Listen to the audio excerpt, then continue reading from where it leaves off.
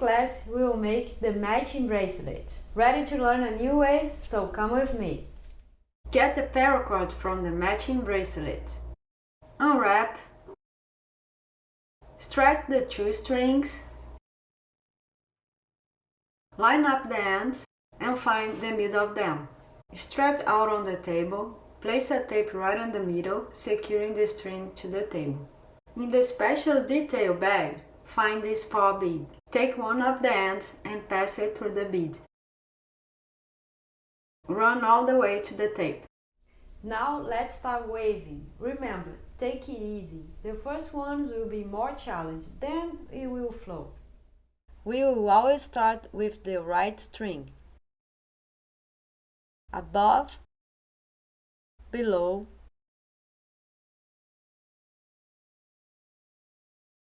down in parallel.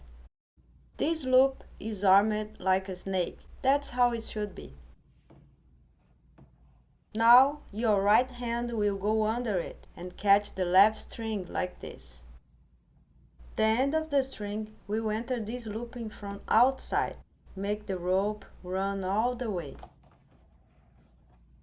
Now the adjustment, which is also very important.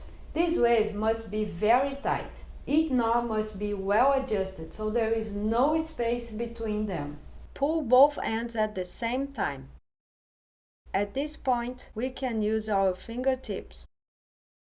With those back fingers you pull, and with your index finger you push to make the final adjustment.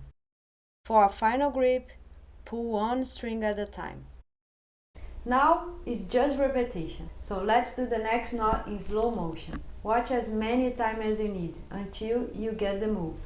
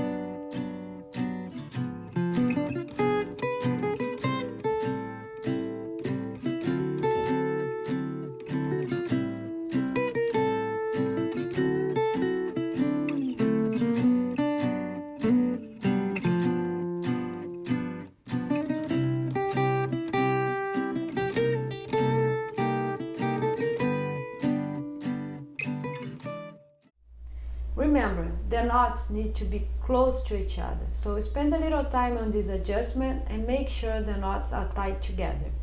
The movements are always the same until you reach the size you need.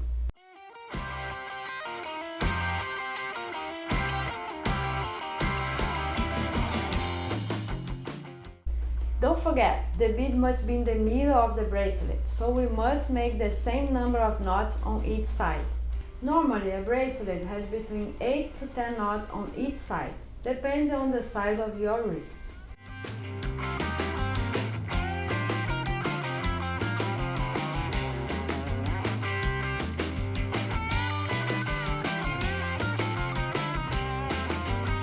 My bracelet will have 8 knots on each side.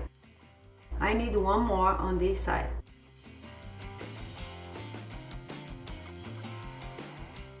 Now let's test it on the wrist. We are going to need a 2-inch space at the end for the clasp. If the space is less than 2 inches, I suggest undoing a knot on each side. After checking the size, let's get this clasp in the special details bag. Take one of the strings with the clasp like this, pass the end of the paracord and run. Do the same on the other side. Make sure the clasps are on the correct side. Leave a 1-inch space and make a simple knot.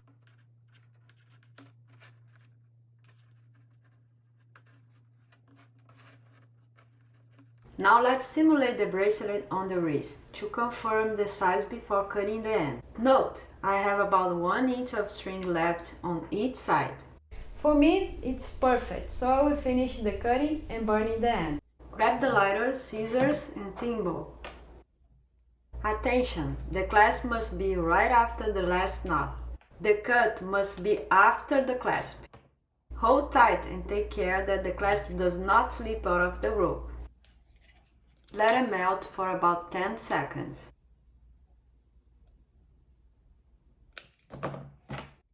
Press with the thimble like this, leaving the tip very flat. That way, the clasp doesn't come off. Let's do the same on the other side. Don't forget, hold the clasp firmly, leaning against the last knot.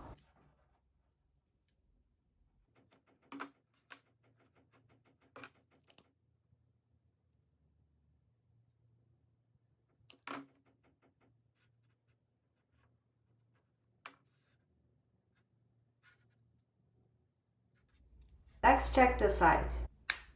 Yes, the size looks perfect for me.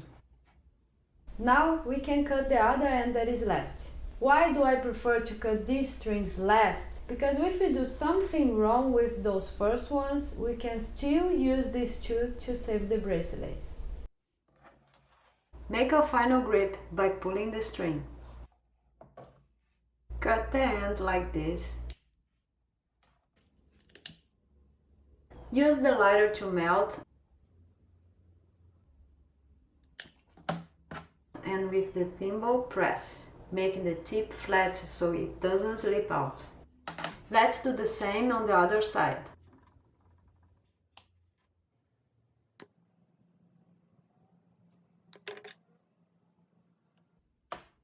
And our matching bracelet is ready!